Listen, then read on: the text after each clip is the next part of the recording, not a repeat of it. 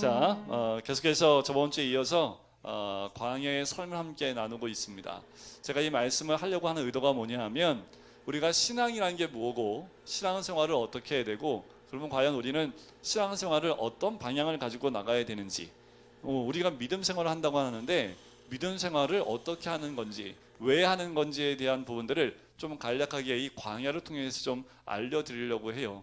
믿음을 가졌는데 우리가 믿음 생활을 하는 이유가 무엇인지, 그리고 우리가 가는 방향성, 그리고 우리가 흔들리지 않는 목적지가 있다는 것을 우리가 알고 있어야지 믿음 생활을 흔들리지 않고 할 수 있기 때문에 그렇습니다. 자, 하나님이 인간을 창조하시고 그 창조했던 모든 것들을 제가 저번 주에 함께 말씀을 드렸고 나눴습니다.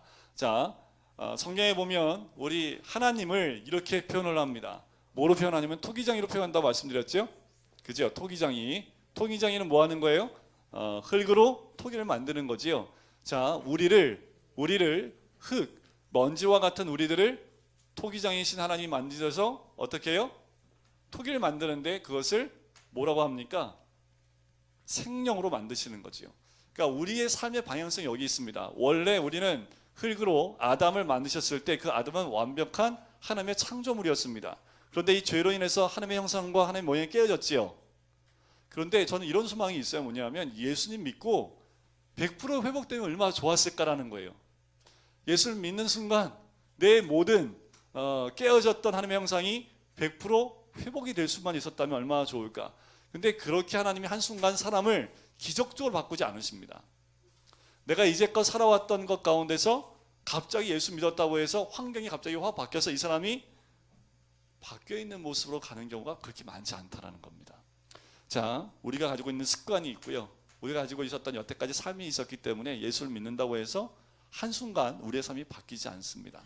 그렇다면 이 우리를 흙에서 아담을 만드는 과정처럼 주님께서는 이 흙과 같은 우리 존재를 예수 그리스도의 믿음을 통해서 뭘 만드는 거예요? 아담처럼 생명으로 만들어가길 원하신다라는 겁니다. 그럼 우리가 믿음 생활할 때 하나님 우리 안에서 무엇인가 만들어가고 있다라는 거죠. 여러분들 지금 그걸 아세요? 하나님이 우리 한 사람 한 사람을 뭔가 만들고 가고 계시다는 걸 느끼십니까? 만진다는 걸 어떻게 알 수 있나요? 우리 하나님이 나를 만지고 있다. 이걸 알고 있으면 괴로운 게 없어요. 하나님 또 만지시는구나. 오늘은 다리를 만지시네. 오늘은 목을 만지고 계시네. 오늘은 머리를 만지고 계시네. 이 하나님이 만지고 쓰다듬고 이렇게 주물러 하는 거 어떻게 할 수 있어요? 어떻게 할 수 있을까요? 삶에 고난이 오는 것이 하나님 만지시는 겁니다. 고난을 왜 주시겠습니까? 하나님의 형상 가운데 만들어져 있지 못한 모습, 하나님 원치 않는 모습을 뺄 수 있는 방법이 그거밖에 없어요. 그러니까 다시 말씀을 드리면 이런 거예요. 정확하게 이것으로 100% 가지 않지만 우리가 잘못된 습관을 가지고 있으면 그 습관에 의해서 우리의 몸이 어떻게 될까요? 잘못될 수밖에 없어요. 그죠? 음식을 먹을 때 편식을 하면 어떻게 됩니까? 건강에 안 좋다는 거 다 아시죠? 근데 편식해요, 안 해요? 그럼 그거 고치려면 어떻게 해야 돼요? 때려야 돼요. 우리 민솔입니다. 네, 우리 때려야 돼요. 네, 때로 하나님이 은성한 거예요? 우리 민솔이가 엄마 보고 이렇게 뭐라고 이해한 줄 알았어요. 은성아 했구나. 미안. 은성아, 전 장로님 뒤에 딱 가려갖고 은서 못 봤어. 네, 은서가 정답입니다. 이제 하나님이 우리가 그러니까 편식하는 것을 예를 들면 고치게 하기 위해서 하나님이 때로는 채찍을 들기도 하시죠. 좀 아픈 방법입니다. 그런데 채찍을 들지 않고 가만히 놔두면 어떻게 될까요? 몸이 망가지겠지요. 그죠? 몸이 망가진 걸 통해서 내가 이것 때문에 하라는 것을 알게 되는. 그러니까 이게 만약에 몸이 망가지지 않았다면 우리가 알 수 있었을까요? 모를까요? 모르겠죠. 그냥 그렇게 살다가 가겠죠. 그죠? 하나님의 형상도 마찬가지입니다. 우리가 잘못된 습관, 영적인 습관들이 나로 하여금 잘못된 형상으로 만들어 간다는 것을 경험케 하시는 겁니다. 그걸 통해서 결과를 겪게 하는 게 뭐예요? 사망을 경험케 하는 거거든요. 욕심이 잉태한 즉 죄를 낳고 죄가 장성한 즉 사망. 이게 계속 돌아가면서 내 삶 가운데 하나님의 형상 아닌 것들이 나를 망가뜨리는 것을 경험케 하고 다시 나를 깨우고 다시 하나님께 세울 수 있는 이 방법인데, 그것을 저는 광야라고 표현을 드리는 겁니다. 자, 저번 주에 제가 말씀드렸던 그 루트대로 다시 한번 이스라엘 민족을 인도하셨던 하나님 방법을 다시 한번 볼까요? 자, 처음에 어디서 우리를 데리고 나왔어요? 애굽이라는 곳에서, 그죠? 애굽을 현대말로 말하면 애굽은 어디예요? 세상입니다. 세상, 그죠? 세상에서 우리를 애굽에서 데리고 나오십니다. 출애굽에서 나와서 제일 먼저 건너는 데가 어디예요? 홍해를 건너가요. 홍해를 건너고 난 다음에 어디를 통과해 갑니까? 첫 번째 광야를 통과해 갑니다. 자, 이 광야 기간 한 3개월 정도 광야를 통과하게 됩니다. 그리고 시내산에 도착하지요. 이 시내산은 주님이 함께 하시는, 임재하신 산입니다. 그 시내산에서 두 가지를 받아요. 뭐냐 하면 율법, 말씀과 뭘 받아요? 성막을 제정하게 됩니다. 율법과 말씀을 받아요. 그 다음에 다시 두 번째 광야를 통과합니다. 이 두 번째 광야는 약 몇 년 걸렸을까요? 38년 동안 이 두 번째 광야를 통과합니다. 그리고 어디를 통과해요? 요단강을 건너지요. 요단강을 건너서 간 곳이 어딜까요? 가나안이라는 곳을 갑니다.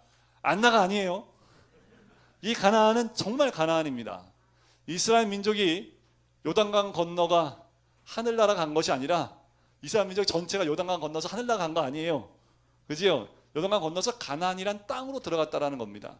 이스라엘 민족을 통해서 이 가나안을 주신 것은 우리 현대 시대를 살고 있는 우리들에게도 이 가나안이 있다라는 겁니다. 가나안은 죽어서만 가는 곳이 아니라 이 땅 가운데서 우리에게 주시는 하나님의 나라가 있다는 겁니다. 여기는 하나님의 나라입니다. 하나님의 나라. 세상으로부터 우리를 구원하셔서 하나님 나라로 우리를 인도하시는 거지요. 자, 오늘 오전 시간에 우리가 말씀을 나눴는데, 이 하나님 나라에 있는 사람들은 뭐에 대한 소망이 있는 사람들일까요? 부활의 소망이 있는 사람들입니다. 부활에만 소망이 있어요. 다른 곳에 소망이 없어요. 부활에만 있습니다. 부활이 있으니까 어떻게 해요? 이 삶이 아무 문제가 없는 거예요. 부활만 존재하는 그 곳이 하나님 나라입니다. 그것이 가나안이고요. 우리 삶 가운데 이 가나안은 있어요. 하나님이 이 가나안을 우리에게 주기 위해서 통과하시는 곳이 광야입니다.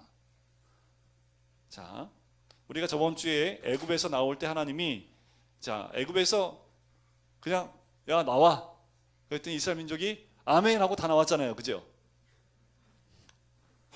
자, 애굽은 무슨 사회였어요? 농경사회라고 말씀드렸죠.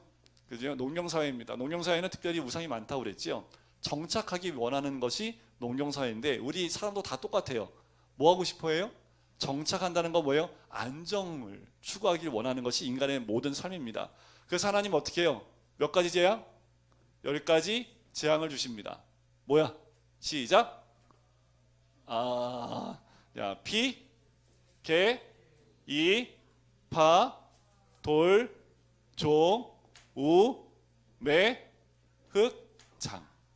이 흙이죠. 네, 쌍기요. 아니, 흙. 자, 이 10가지 재앙을 주시는데, 이 10가지 재앙은 다 뭐예요? 그때 당시 애굽의 신으로 섬겼던 것들을 다 저주를 하시는 거죠. 심판을 하십니다. 하나님이 우리를 구원해 내기 위해서는 우리 안에 세상과 연결되어 있는 모든 끈들을 끊는 작업들이 있어요. 그래서 여러분들 삶 가운데, 고난 가운데 주께로 돌아온 사람들이 있습니다. 그죠? 여러분들, 우리도 모르는 사이에 하나님 믿게 됐을까요? 아니요. 우리도 알지 못하는 분도 있지만 삶 가운데 고난을 통해서 예수님 앞에 온 사람도 있습니다. 죽어야지 하고 가다가 죽기 전에 십자가 있는 데 가서 한 번만 기도하고 가서 죽어야지 하고 십자가 그려져 있는 교회에 들어갔다가 예수님 만난 사람도 있고요. 그죠?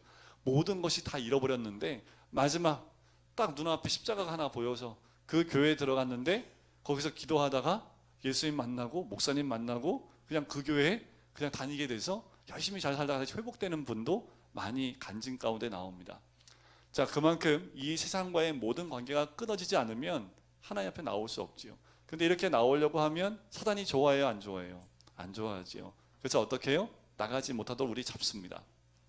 자, 4번, 5번째 과정을 통과해서 우리 잡는다고 말씀을 드렸잖아요. 그죠? 너만 가. 애들 놔두고, 물질은 그 소, 양 다 놔두고 애들하고 가. 근데 멀리 가지 마. 그냥 여기서 예배 드리면 안 될까? 그죠?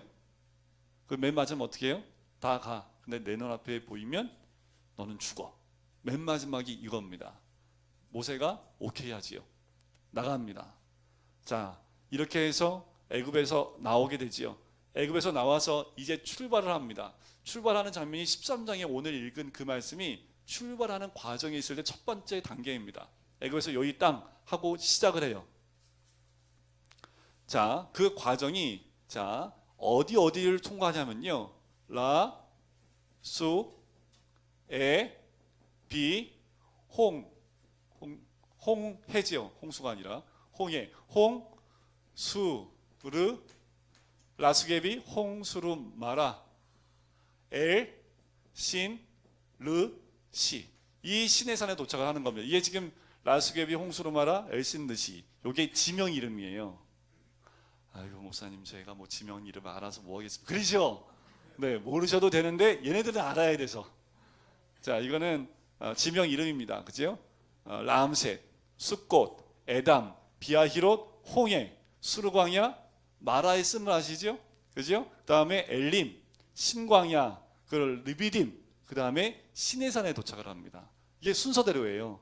자, 그러니까 출애굽기는 어디까지 되어 있냐면요. 시내산에서 율법과 성막을 만들어서 제정하고 하나님의 임재가 있는 데서 출애굽기는 딱 끝나버립니다. 그리고 레위기, 그 다음에 레위기는요. 여기 시내산에서 받은 율법의 말씀을 정리해 놓은 것이 레위기입니다. 민수기는요. 여기서 출발을 하는 것이 민수기입니다. 출발해서 어디요? 바로 가나안 코앞에서 가나안을 바라보고 끝나는 게 민수기입니다. 그리고 가나안을 정복하는 게 뭐예요? 여호수아입니다. 제가 그 전체적으로 한눈에 볼 수 있도록 말씀을 드리는 거고요. 자, 보실까요? 라암스에서 출발합니다. 숫꽃까지요. 에담에 갑니다. 비아히롯이 바로 홍해 앞에 있는 데가 비아히롯입니다. 첫 번째 이스라엘 민족이 하나님께 대해서 원망했던 곳이 여기입니다. 자, 이들이 나올 때 한 가지 우리가 꼭 기억해야 될 것은 유월절을 기억해야 된다고 말씀드렸죠. 유월절은 하나님의 어린 양 대신 예수 그리스도의 보혈로 이들이 구원받아 나오는 것을 의미한다고 말씀을 드렸습니다. 자, 이제 출발을 해요. 출발해서 라암스에서 출발을 할 때 이들 앞에서 인도했던 게 뭐라고요? 구름기둥과 불기둥입니다. 구름기둥과 불기둥이 움직이지 않으면 이스라엘 민족은 절대 움직이지 않습니다. 이들을 인도하는 것은 불기둥과 구름기둥입니다. 자, 불기둥과 구름기둥이 신약시대에 뭐라고 말씀드렸습니까? 성령과 말씀입니다. 그럼 우리는 하루 시작할 때 뭐가 없이는 움직이면 안 돼요? 성령과 말씀. 아침에 말씀 안 읽고 그냥 움직이면 그건 뭐예요? 뭐하고 똑같은지 아세요? 구름기둥과 불기둥 없이 가는 거기 때문에 그거는 곧 죽는 겁니다. 실제로 말씀의 움직임 없이 우리는 너무나 많은 그리스도인들이 말씀하고 상관없이 살아요. 잘 사는 것 같지만 말씀과 성령의 인도함이 없기 때문에 그 삶은 뱅뱅뱅 하나님이 원하시는 삶이 아닌 자기가 원하는 삶을 돌고 돌다가 광야의 그 삶 가운데 갇히는 삶을 살 수밖에 없습니다. 자, 우리가 예수 그리스도를 믿어요. 그 순간부터 우리 안에 성령이 내주하십니다. 그리고 우리를 인도하시는 분은 성령님이신 줄 믿습니다. 우리가 매 순간마다 성령님을 인정해드리고 성령님을 향하여 기도하고 성령님이 내 삶 가운데 역사하시기를 간구하는 기도가 있어야 되고, 날마다 말씀을 묵상하면서 그 말씀이 나를 어디로 인도하는지를 바라봐야 될 그 말씀이 우리 삶 가운데 있어야 됩니다. 말씀을 읽으셔야 됩니다. 이렇게 말씀을 강조하는 이유는 뭐냐면, 많은 가나안 민족이라고 제가 말씀드렸지요. 안나가 민족을 얘기하는 거예요. 이 민족은 가나안 백성하면 이스라엘 백성이고요. 가나안 민족하면 이제 우리 사인으로 그렇게 아시면 될 것 같아요. 그러니까 가나안 민족들은 왜 가나안 민족이 되는지 아세요? 결론적으로 말씀드리면 말씀이 없습니다. 복음이 있으면 가나안 민족이 될까요? 예를 들면 목사님 제가 죄를 졌습니다. 그렇기 때문에 난 교회 안 나갈 거야. 목사 보고 신앙생활한 거 아니죠? 그죠? 그런데 거의 대부분의 신앙생활을 접는 사람들, 교회를 안 나오는 사람들 거의 대부분은 무엇 때문에 안 나옵니까? 오전에도 말씀을 드렸지만 진리의 복음 때문에 안 나오죠. 진리의 복음이 이 안에 살아있으면 내 주변에 있는 사람, 믿는 사람이 어떠한 잘못을 해도요, 이게 흔들리지 않습니다. 이게 굳건하셔야 되는데 이게 흔들려요. 아니요, 흔들리는 것이 아예 존재하지 않는 겁니다. 이게 없으니까 어떻게 해요? 아, 교회가 마음에 안 들어. 십자가 색깔은 왜 빨간색이야?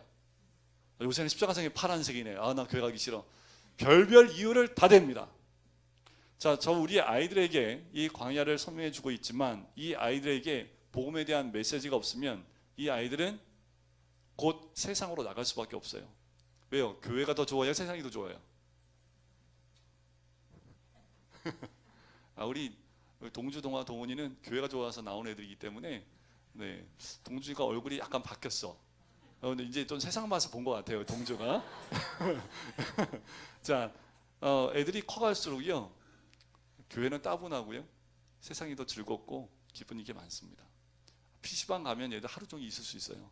근데 교회 오면요, 10분만 있다 가고 싶은 곳이 교회가 돼버릴 수밖에 없습니다. 그지요? 그래서 아이들 가운데 복음이 들어가고 진리가 있어야지 이 아이들이 흔들리지 않는 믿음 가운데 있습니다. 때론 조금 흔들릴 수 있어요. 하지만 진리가 있으면 이 아이들이 흔들리지 않고 주의 전을 떠나지 않습니다. 그런데 신앙생활 잘하다가 떠났어요. 떠난 이유가 진리 때문에 떠난 분은 단 한 명도 본 적이 없습니다. 거의 대부분은 진리가 아니라 관계의 깨어짐 때문에 갑니다. 그러니까 우리가 신앙생활을 어떻게 하는지 잘 보셔야 됩니다. 자, 여기에 이게 이제 답이 나와요. 관계의 깨어짐은 여기서도 나옵니다. 자, 이들이 구름 기둥과 불 기둥을 따라서 왔어요. 그래서 어디 앞에까지 왔어요? 홍해 앞에. 그랬더니 자, 애굽 백성들이 군대를 이끌고 철병거 600승을 가지고 따라옵니다. 죽이려고 따라와요. 옆에는 계곡입니다. 앞으로는 홍해가 갈려 있고요. 뒤에서는 애국 군대가 쫓아와요. 이게 현재 우리가 삶입니다. 신앙생활을 시작을 했는데 복된 길로 간 줄 알고 구름기둥 불기둥, 구름기둥, 불기둥. 밤만 되면 이 추운 광야에서 하나님의 온화한 그 불빛이 우리를 다 감싸고, 낮만 되면 그 뜨거운 그 태양을 이 구름기둥이 싹 가려서 시원한 에어컨 바람이 오게 하고, 이걸 보면서 갔는데 결국 갔더니 뭐예요? 홍해 앞에 있고 뒤에는 죽이러 와요. 그러니까 이게 어떻게 된 거예요? 이게 하나님 인도를 받았는데 어떻게 해요? 환경이 경험 안 해보셨어요? 믿음 생활 열심히 했고 신앙생활 열심히 한 것 같은데 결국 열심히 달려보니까 앞에가 홍해가 가려져 있고 뒤에는 사단이 나를 죽이려고 쫓아오고 있다는 거죠. 자, 여기에서 믿음이 필요한 건데 이 환경 가운데 우리가 묶여있던 과거의 삶에서 단호히 끊어버리고 하나님을 의지하고 나가면 길이 열리는 건 우리 이미 답을 알고 있습니다. 그런데 현재 우리가 느끼고 있는, 우리가 살고 있는 환경 가운데 뭐가 홍해이고 뭐가 믿음인지 구분이 안 되기 때문에 그냥 그 자리에 그대로 머무는 경우가 굉장히 많다는 거예요. 홍해는 애굽 민족이 건너간 거지, 그 이스라엘 민족이 건너간 거지 우리가 건너간 게 아니라고 생각하기 때문에 우리 환경의 홍해가 뭔지를 분별을 못한다는 거죠. 사단은 지금도 오른사자와 같이 우리를 잡으려고 쫓아옵니다. 그렇죠? 우리가 이 홍해를 건너가야지, 그래야지 이 사단의 공격 가운데서 차단을 할 수 있는 그런 환경이 우리한테 온다라는 겁니다. 홍해를 건너는 게 뭡니까? 홍해를 제가 뭐라고 말씀드렸어요? 자, 라수개비를 지났어요. 그죠? 라수개비. 자, 라수개비. 홍수를 말아. 홍수를 말아. 엘신느시.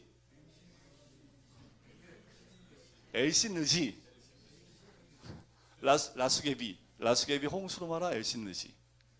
알았지? 네, 우리 애들 좀 가르치려고. 네. 자, 홍해는 세례라고 표현을 말씀드렸지요. 자, 이 세례인데 왜 세례라고 표현을 하냐면 일단 이 사단의 세력, 애굽의 세력을 차단할 수 있는 방법이 이 세례입니다. 자, 홍해가 어떻게 갈라졌다고요? 모세가 지팡이를 딱 듭니다. 그랬더니 동풍이 불고 바람이 불어서 홍해를 갈라요. 그래서 바닷속을 지나서 통과하게 되지요. 이것이 세례입니다. 세례는 곧 무엇을 의미합니까? 세례는 곧 축복이지요.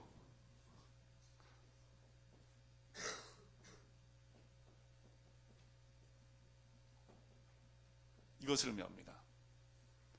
세례는 곧 죽음이고 새 생명입니다.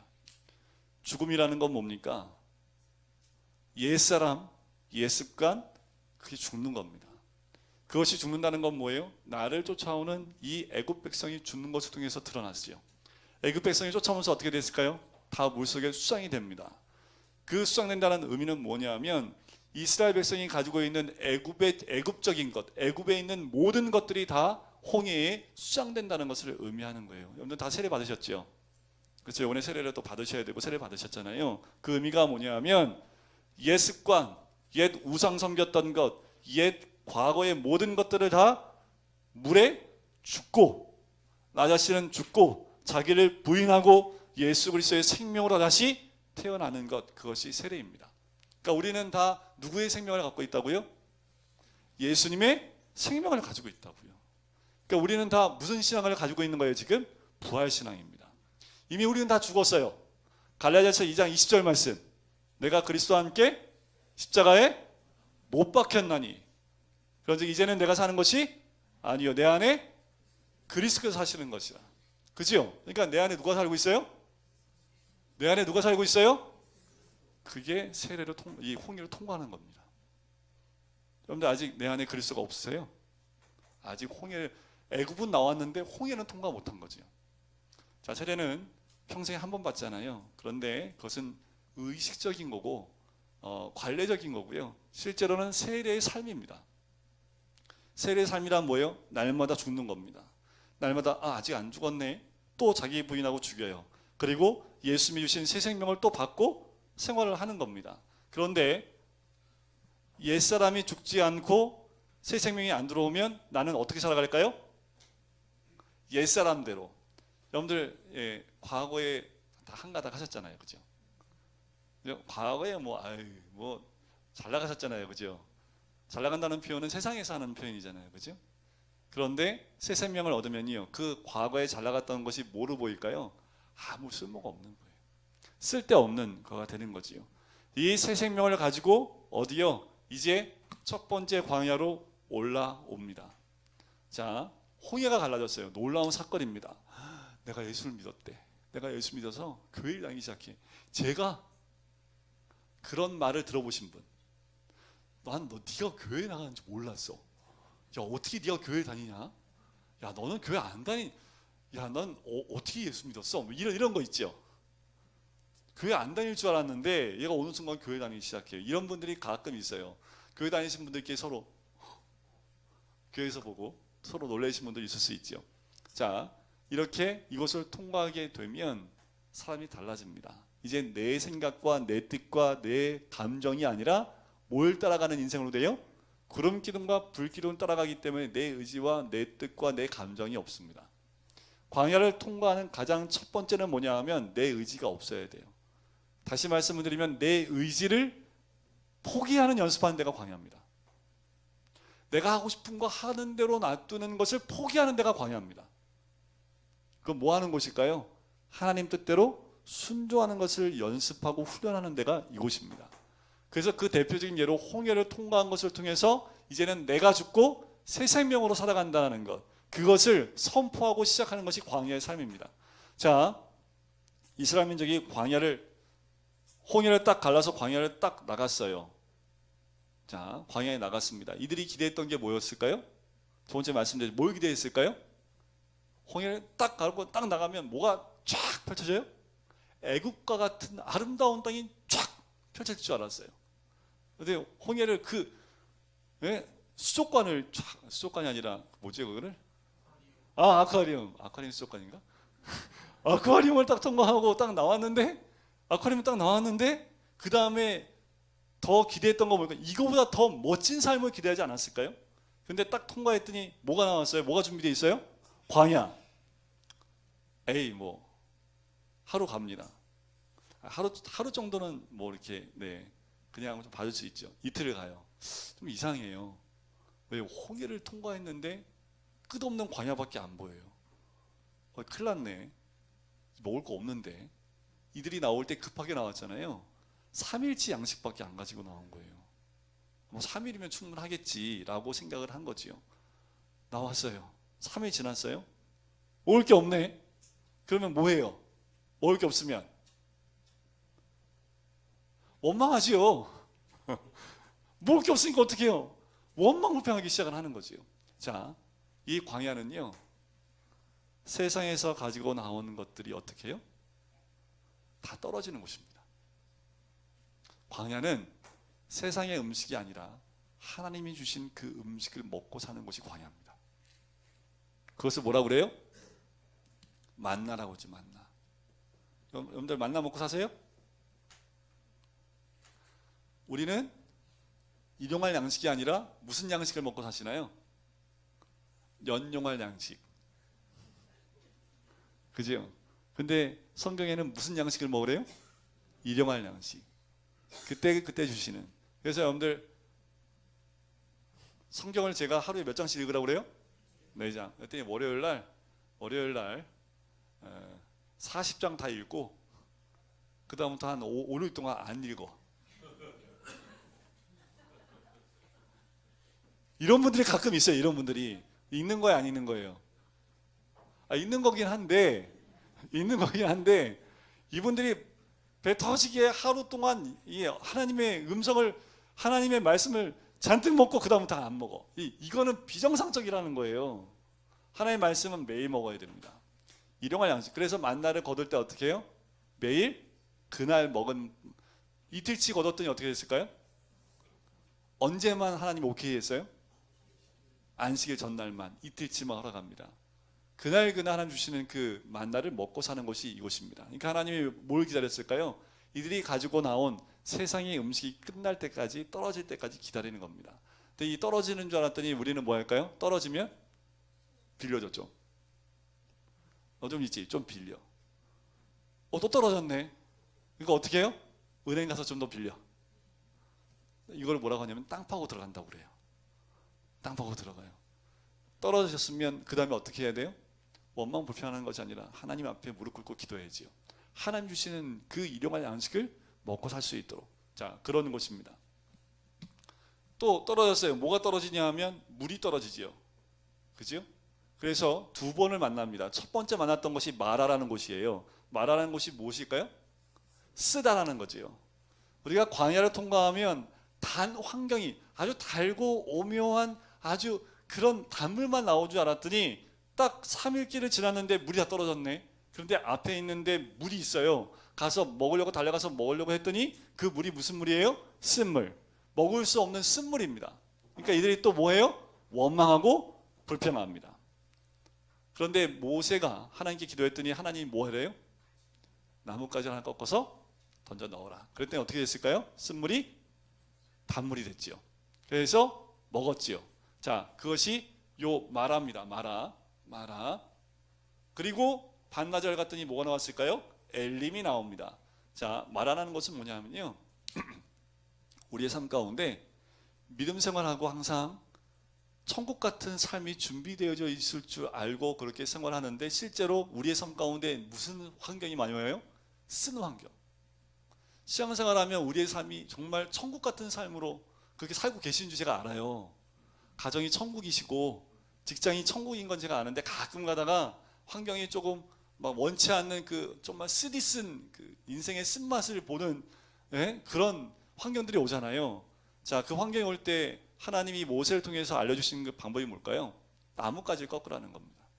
그 나무는 무엇을 의미합니까? 십자가입니다.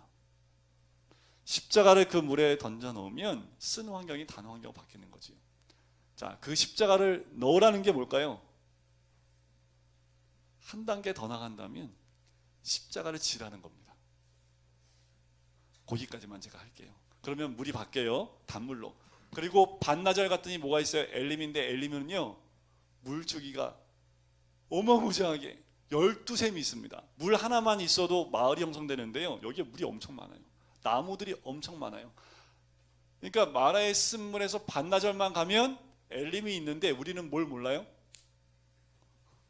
반나절 뒤에 뭐가 있는지 몰라요. 그러니까 뭐예요? 이게 있는 거 알면 반나절까지 거 갈 수 있어요, 없어요? 갈 수 있죠. 여러분들 내일 되면 문제 다 해결된다니까요. 아멘 안 하시지 않았어? 내가 간절함이 없으셔. 내일만 가면 문제 해결되는데 내일까지 우리가 내일 무슨 일인지 모르니까 어떻게 지금 불평하고 원망하는 겁니다. 그런 믿음이 없는 거예요. 그게 반나절이었습니다. 자, 이렇게 와서 여기서 그것이 무너지고 또 신광야와 르비딤을 통해서 또 물이 떨어지면서 또 한 가지 사건이 나옵니다. 뭐냐 하면 전쟁이 일어납니다. 무슨 전쟁이 있을까요? 아말렉 전쟁이 일어납니다. 무슨 문제가 생기냐면 관계가 깨어지기 시작을 해요. 부부관계, 자식과의 관계, 친구의 관계가 계속 깨어지기 시작을 합니다. 무엇을 의미합니까? 이 아말렉 전쟁은요, 하나님 백성을 계속 죽이려고 쫓아오는 겁니다. 그죠? 우리의 삶 가운데 관계를 한번 보세요. 예수 그리스도를 믿고 난 다음에 관계가 더 좋아지셨습니까? 관계가 깨어지기 시작을 합니까? 분명히 관계의 깨어짐을 다 경험하셨을 겁니다. 관계는 누구하고 맺는 거예요? 하나님과 더 깊은 관계를 가기 위해서는 기존에 있는 세상과 연결되어 있는 모든 관계들이 깨어지기 시작합니다. 이걸 경험을 해요. 하나님 앞에 나가는 시간들이 늘어나야 되기 때문에 이 광야를 통해서요, 우리 관계가 깨어지는 관계의 광야를 통과하게 됩니다. 그런데 관계의 광야 가운데 오래 들어가 계신 분 계십니까? 그건 뭘 못해서 그럴까요? 관계의 광야 가운데서 빨리 나올 수 있는 방법. 아말렉과의 전쟁이 있는 출애굽기 17장을 보십시오. 거기 보면은 아말렉과 전쟁에서 어떻게 이깁니까? 중보기도가 필요한 거죠. 그죠? 중보기도가 필요합니다. 그 기도를 통해서 어떻게 해요? 하나님과의 관계 가운데 그 관계가 먼저 회복이 돼야 됩니다. 그리고 단 다음이 인간의 관계입니다. 이 순서가 바뀌면 안 돼요. 더 나아가서 문제가 되는 게 뭐냐 하면 지도자와의 관계도 문제가 생깁니다. 오늘 그 광야에서 가장 마지막 겪는 그 시험이 뭐냐면요, 영적 지도자인 담임 목사와의 관계 시험에 들면요, 10명이면 10명 다 쓰러집니다. 10명이면 10명. 제가 훈련 받을 때 마지막 훈련이 그거라고. 마지막 하나님의 테스트는 영적 리더에게 시험 받는 것이 마지막 시험이라고 얘기하더라고요. 근데 거의 10명 중에 9명은요 다 쓰러집니다. 그들 가운데 쓰러져서요 다시 애굽으로 가겠다고 가는 사람들도 굉장히 많고요. 광야에서 뱅뱅뱅 돌아요. 돌아봤자 다시 어디로 와요? 곧 통과해야 되거든요. 다시 와요. 또 옵니다. 여러분, 리더와의 관계 가운데서도 시험이 올 수 있습니다. 여기에 있을 때도 그 리더인 사람을 보시면 안 됩니다. 말씀 건데 하나님을 보셔야죠. 우리의 믿음은 사람이나 리더의 관계 가운데 있는 믿음이 아닙니다. 제가 여러분들 다 믿지요. 근데 다 안 믿지요. 여러분들 제가 한 명은 다 믿습니다. 근데 다 안 믿어요. 사람은 믿을 존재가 아니라 뭐 해주는 존재일까요? 사랑해주는. 우리 머리는 다 아는데 왜 여기는 안 되는지 모르겠어요. 그죠? 여러분들 다 여러분들 사랑해주는 존재로 저는 계속 머릿속에 막 되네요. 막 저를 갖다가 세뇌시킵니다. 아, 사랑해줘야 돼. 사랑해야 돼. 믿는 도깨발집 지켜. 사랑해야 돼. 믿음 안에서의 관계는요, 사랑과의 관계는 다 사랑하는 관계지 믿는 관계. 내가 너만 믿는데 말이야. 그래서 뭐 한마디 하잖아요. 그 다음 주 오면 다 알아. 그러면 그 사람에 대해서 우리가 어떻게 해야 돼요? 내가 그럴 줄 알았어. 그래서 너무 사랑하는 거야. 이러고 넘어가면 해결되는데 교회 안 나오잖아요. 그 다음 주에. 백발백중이에요. 저한테 목사님 아세요? 그러면은 저한테 얘기하면 저만 알고 있습니다. 저는 저만 알고 있어요. 하나님 알고 있고 저만 알고 있어요. 저한테 얘기하세요. 괜찮아요. 기도해드리니까. 그런데 우리가 누굴 믿는다고 해서 그 사람에게 찾아가면 백발백중 넘어지는 사건이 분명히 와요. 자, 그렇게 해서 이 광야를 통과해서 옵니다. 그런데 한 가지 특징이 있어요. 이 광야 가운데는 아무리 원망하고 불평해도 하나님의 징계가 없습니다. 심판이 없다라는 거예요. 이때는 유아기라고 보통 얘기합니다. 저번 주에도 제가 잠깐 말씀드렸죠. 유아기는 뭐 하는 겁니까? 그냥 울어요. 개훈이가 저번 주 그러니까 10월 9일 날 잠깐 왔어요. 그래서 그 딸의 이름이 태연이라고 이름을 줬더라고요. 그래서 와서 이제 기도해주고 이런저런 얘기를 하는데, 아기가 처음에 우는데 왜 우는지를 모르겠는 거래요. 그러니까 처음에 아기 낳고 2주 동안 저기 들어갔다 나오잖아요. 어디죠? 산후조리원. 여기 들어갔다 나오잖아요. 그러니까 산후조리원 있을 때는 아기가 가까이 없죠. 애가 울든 뭐하든 다 해주잖아요. 2주 후에 딱 나왔는데 애가 우는데 왜 우는지 모르겠더라는 거예요. 뭐 쌌는지 맞는지 싸지도 않았어요. 그래서 배고픈지 뭐 해서 이렇게 저를 모였는데 그것도 아니고. 그러니까 이게 이 아이의 울음을 해석하는데 시간이 걸리죠. 그 시간만큼은 괴롭죠. 이제는 좀 알면 한 번 딱 울면 얘 배고프구나. 딱 한 번 보면 얘 기저귀 쌌구나. 이거를 이제 어느 순간 되면 탁탁 이제 엄마가 치치하는데 요 기간이 있잖아요.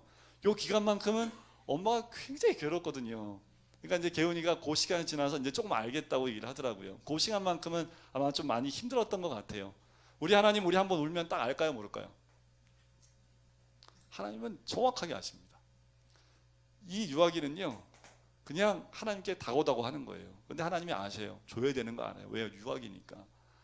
얘는 딱딱한 음식 못 먹으니까 젖을 줘야 되는 거 압니다.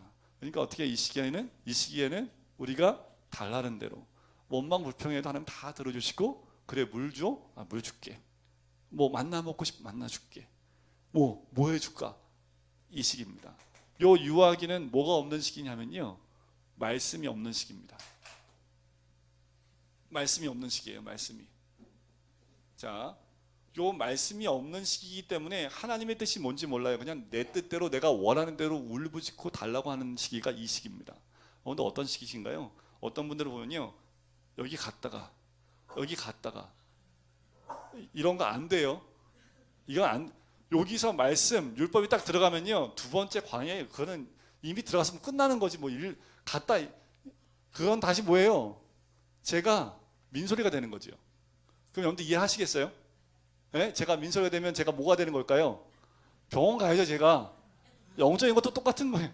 여기 통과했는데 다시 일로 가고 싶대요. 말이 안 되죠. 이스라엘 민족이 요랬잖아요. 다시 돌아가고, 나 돌아갈래 뭐 이랬잖아요. 그죠? 근데 돌아갈 수 있었어요, 없었어요? 못 돌아가지요.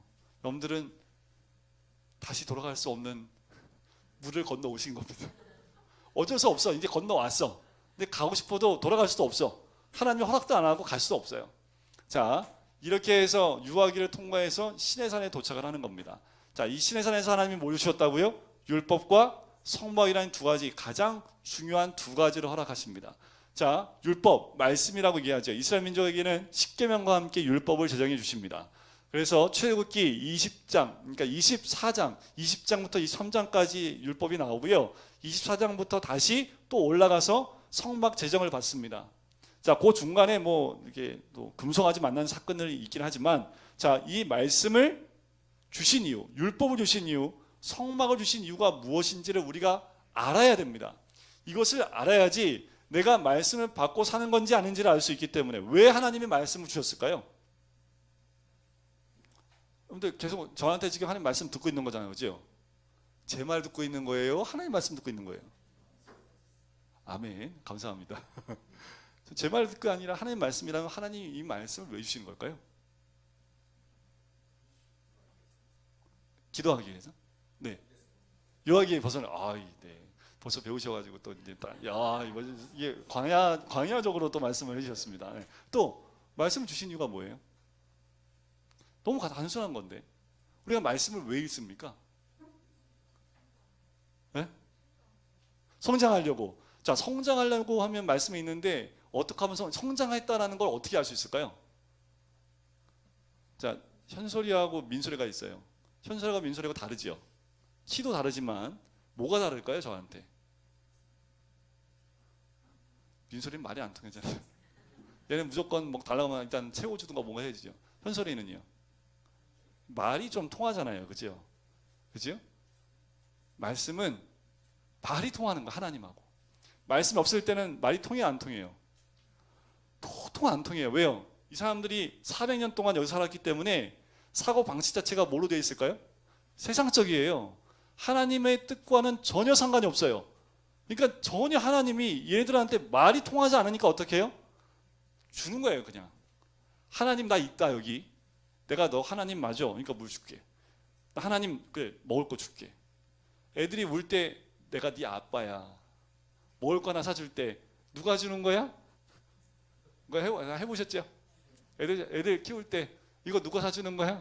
아빠는 아빠가요. 그러면 또 이렇게 사주고, 그 다음에 또 살 때는 그런 거 하잖아요. 똑같아요. 하나님도 누가 하나님 살아계심을 이 유아기를 통해서 보여주는 거지만, 말씀은요 하나님 뜻이 무엇인지를 알고 하나님과 소통의 관계 가운데 서는 겁니다. 이게 말씀입니다. 그러니까 세상의 삶의 원리에 있던 자들을 하나님 말씀의 원리대로 살 수 있도록 만들기 위해서 말씀을 주시는 거예요. 이 말씀이 없으면 이 안에 못 들어갑니다. 왜요? 가나안은 어떤 곳이에요? 하나님 말씀만 있는 곳입니다. 그래서 요단강을 건너갈 때 여호수아가 쫙 뜨니까 요단강이 쫙 갈라졌죠. 그렇게 안 해요. 이 안에 뭘 가지고 들어가요? 제사장이 법궤를 가지고 먼저 들어갑니다. 그 법궤 안에 뭐가 있어요? 십계명의 두 돌판이 있습니다. 말씀이 있습니다. 딱 들어가니까 요단강이 쫙 갈라져요. 이곳은 말씀으로만 들어갈 수 있는 곳이 가나안입니다. 근데 말씀을 38년 전에 줬네. 그치요? 자, 유아기에서 이 말씀을 준 게 이유가 뭐라고요? 하나님과 소통하기 위해서. 하나님이 어떤 분인지 알아야지요. 하나님이 무엇을 원하시는지 알아야 되지요. 이 말씀 안에 다 알려주신 거지요. 어떻게 살아야 되는지. 여기는요 삶의 원리 400년 동안 살았기 때문에 알아요. 그런데 하나님 백성으로 사는 건 어떻게 사는지 알아요? 몰라요? 몰라요. 한 번도 살아본 적이 없어요. 그러니까 제정된 말씀을 통해서 하나님이 원하는 삶은 이런 삶이야 하고 글로 다 적어줬습니다. 그 적어줬다고 해서 바로 바뀌어요? 안 바뀌어요? 안 바뀌죠. 그러니까 그 말씀대로 살 수 있는 38년에 대한 광야 두 번째 삶을 허락하신 거죠. 근데 400년을요 38년 만에 바꿔버리는 거죠. 바뀌어요? 안 바뀌어요? 바뀌면 좋겠어요. 저도 이 정도 목회했으면, 저는 목회 초년생이잖아요, 그죠? 목회를 오래 하셨던 목사님들도 동일하게 얘기하시는 거예요. 이 정도 목회했으면 좀 바뀔 줄 알았는데 나도 안 바뀌어. 맨날 삼하고 싸우고 있고 똑같아. 그러면서 목사님들 이게 연세 많으신 오랫동안 목회하셨던 분들도 다 동일하게 얘기를 하세요. 안 바뀌어요. 이스라엘 민족을 38년 동안 이 말씀으로 하나님 뜻을 그 삶 가운데 심어 넣어주기 위해서 38년의 두 번째 광야가 있는 거죠. 하나님 원하신 게 뭐예요? 하나님 말씀대로 사는 삶을 살기 원하시는 겁니다. 이게 광야예요. 우리가 훈련받고 있는 게 뭐예요? 놔둬 그냥 오늘 내가 그냥 하고 싶은 대로 살게. 이게 아니라 하나님 오늘 우리가 어디로 갈까요? 하나님 오늘 내가 누구를 만날까요? 하나님 이 사람과 만나서 어떤 말을 할까요? 하나님 오늘 옷은 무슨 옷을 입고 나갈까요? 이런 얘기 많이 들어보셨죠? 그죠? 하나님 오늘은 무슨 반찬을 만들까요? 반찬 안 받는 세상이 천국이 아닙니다. 하나님 뜻을 따라서 반찬을 만드는 것이 천국입니다. 여러분들 매 순간마다 하나님과 대화하며 하나님의 인도를 받는 것, 그죠? 그렇게 하면서 하나님과 대화하고 소통해 가는 것, 그 삶이 두 번째 광야를 통해서 하나님이 원하시는 삶이었다라는 거지요. 그래서 어떻게 해요? 성막이라는 것을 통해서 우리에게 말씀해 주는 거예요. 하나님은 어디 계신 분이세요? 하늘에 계신 하나님이셨잖아요. 그런데 성막을 통해서 어디에 계시고 싶다고요? 우리 안에 계시고 싶다고요. 성막을 통해서 하나님이 성막 가운데 임재하시겠다라고 말씀하십니다. 하나님의 임재가 성막 가운데 있다는 건 뭐예요? 이스라엘 민족 가운데 내가 너희와 이제 함께 동행하겠다는 거거든요. 그 전에는요 하나님이 임재하시면 다 죽어요. 왜요? 거룩한 하나님 가운데 죄가 있는 우리가 가면 다 죽습니다. 그런데 그 하나님이 이제 신의 산에 임했던 그 하나님이 이제 너희와 함께 동행하겠다.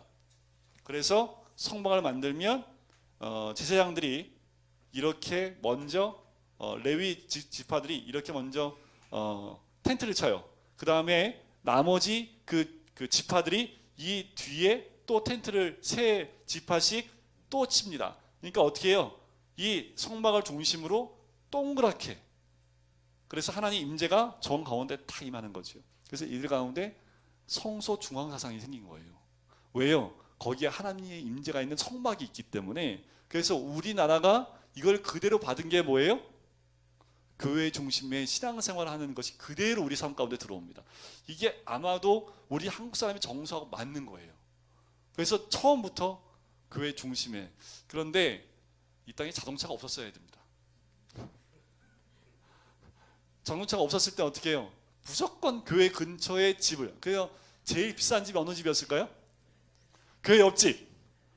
전세가 없어. 교회 옆집에 다 그리스도인들이 다 사가지고 없어요. 집도 없어. 그래서 제일 비싼 땅이 교회 옆집이었는데 지금은요, 제일 싼 집이 어디예요? 교회 옆집. 웬만하면 교회에서 좀 멀리 살다가 주일날만 이렇게 왔다가 저 왔어요 하나님, 헬로 성령님 하고 가는 거예요. 이게 교통편이 발달되다 보니까 좋은 건 있는데 교회 중심의 삶이 아니라 이제 교회를 떠나는 삶이 되지 않았나라는 생각이 듭니다. 성막은 하나님이 임재하시는 곳이지요. 여러분들, 우리 안에 이 성막이 있어야 됩니다. 가정 성막이 있어야 되고, 직장의 성막이 있어야 되고요. 우리 어디 성막이 있어요? 여기 성막이 있잖아요. 그죠? 이제 성막이 변전된 것들은 제가 나중에 한번 자세하게 또 말씀해 드릴 텐데, 이 율법과 성막을 이 시내산에서 1년 동안 말씀하시고 만들게 하시는 것이 이 성막입니다. 다시 말씀을 정리해 드리자면, 이 시내산은 하나님 백성의 삶의 원리입니다. 자, 이게 뭐라고요? 이게 다시 말씀을 드리지만, 왜 하나님 66권 말씀 1189장 일일이 파고 또 파라고 왜 1189장 절만 해도 3만 절이 넘는 이 말씀을 왜 줬을까요? 그냥 딱 한 장, 예수님이 십자가에 죽으시고 부활하셨다, 요것만 딱 한 장만 딱 주면, 로마서 1장부터 16장까지 다 필요 없습니다. 딱 3장, 이신칭이 있는 3장만 딱 있으면 다 구원받을 수 있어요. 그 한 장만 딱 주시지, 왜 66권의 말씀과 1180장을 주셔가지고 우리한테 왜 이걸 주셨을까? 예수 믿고 구원받으면 땡인데 왜 안 그러고 이렇게 많은 말씀을 주셨을까라는 거예요. 왜요? 하나님 백성은 어떻게 사는지의 삶의 원리가 이 안에 다 있는 거죠. 하나님 뜻이 여기 다 있습니다. 하나님과 소통하려면 이거 보면 돼요. 요새 뭐 직통계시 얘기가 또 나와가지고 어떤 여자 선교사님이 막 뭐 환상 보고 막 천국 갔다 오고 이런 얘기가 돌아서 지금 지금 난리가 났습니다. 해외에서부터 난리가 났어요. 무슨 선교사인데요. 조금 문제가 심각합니다. 그래서 무슨 분사학교 해가지고 지금 제가 사이트 들어가 보니까 막 난리가 안 나는. 거기에 다니는 사람들이 다 교회 안 다니는 사람들이 갔을까요? 다른 교회 중직자들이 갔을까요? 다 장로님, 다 권사님들이라고요. 거기서 훈련받는 보니까. 성경 담임 목사님이 영적 얘기 안 하잖아요. 천국에 올라가면 하나님 보좌 가운데 이런 얘기 안 하잖아요. 그죠, 목사님들은. 근데 거기 가면, 천국 가면 이랬잖아요. 우와, 사람들이 영적 세계 얘기하니까요 그냥 뿅뿅 가더라고요. 우리 교회도 제가 영적 얘기하면은 아마 교회 금방 부흥할 겁니다. 소문 나고 기도해주고 이렇게 한 명만 병 나와봐요. 그러면 우리 교회 차고 넘칠 거예요. 아무 소용이 없는 거죠. 이 말씀은 뭘 얘기를 해요? 우리한테 삶이에요. 이게 66권이 삶입니다. 그래서 내가 살아가는 게 오늘 창세기 1장을 살아가는 거고요. 내일 삶은요, 창세기 2장 살아가는 거고요. 그때 1장 벌써 까먹었어요? 아니요. 1장 살고 2장이니까 1, 2장은 3을 사는 거죠. 또 그 다음 날은요 1, 2, 3장 3을 사는 거예요. 그렇게 1189장의 삶을 살다 보면 우리는 어디가 있을까요? 천국 가 있는 거예요. 그게 성경에서 우리에게 주는 말씀입니다. 이 말씀은 하나님이 우리에게 주신 선물이잖아요. 하나님이 우리에게 주신 편지잖아요. 그죠? 이 안에 하나님의 모든 게 러브레터가 다 들어가 있습니다. 그러니까 여러분들 하루에 4장 읽으라고 하면 여러분들 몇 장 읽어야 돼요? 여러분들 옛날에 러브레터 받으면 한 번 읽고 찢어버렸어요? 한 번 읽은 사람, 내 러브레터 받았는데 딱 한 번 읽은 사람, 2번 읽은 사람, 이상한 사람이에요. 그죠? 2번 읽고 버리는 것도 코팅해서 갖고 있죠. 집에 하나씩 다 가지고 박스에다가 모아가지고 평생 소유하고 계신 분도 있을 수도 있고, 그죠? 그런데 이 성경 말씀 하나님 우리에게 주신 러브레터인데요. 하루에 여러분들 4장 읽으십시오 하면 우리 몇 장씩 읽어야 돼요? 몇 장씩 읽어야 돼요? 내년에는 8장씩 읽을 겁니다. 여러분들 최소한 말씀이 있어야지 이러한 고난의 길을 갈 때 여러분들이 이길 수 있고요, 극복할 수 있고, 또 이 말씀에서 우리가 살아갈 수 있는 길과 하나님의 뜻을 다, 고난이 왜 왔는지를 이 말씀 통해서 알면요 여러분들 고난이 아닙니다. 그걸 통해서 나를 만들어 가시는 하나님의 은혜를 누릴 수 있다는 거지요. 자, 오늘은 여기까지만. 그래서 다음 주에 마지막 광야에서 죄송합니다, 이 인간들이 몇 번이나 말씀 받고 하나님을 저주하고 원망했는지, 저주는 게 원망 불평했는지. 이스라엘 민족은 원망 불평하는 삶이었거든요. 사건이 한 8, 9가지가 나옵니다. 하나님은 근데 10번밖에 원망 불평 안 했다고 세고 계시지만 그 이상을 했지요. 자, 이 38년의 광야의 삶을 우리에게 성경 말씀은 민수기를 통해서 알려주고 있습니다. 다음 주에는 이스라엘 민족이 왜 넘어졌는지, 우리가 그와 같이 넘어지지 않아야 되려면 어떻게 해야 되는지 그 말씀을 또 말씀을 드리고 다음 주에 가나안에 들어갈게요. 다음 주에 오셔야지 가나안에 들어갈 수 있어요. 다음 주에 안 오시면 그냥 광야에서 여기 백민도가 끝나는 거예요. 다음 주에 오셔야지 가나안에 들어갈 수 있습니다.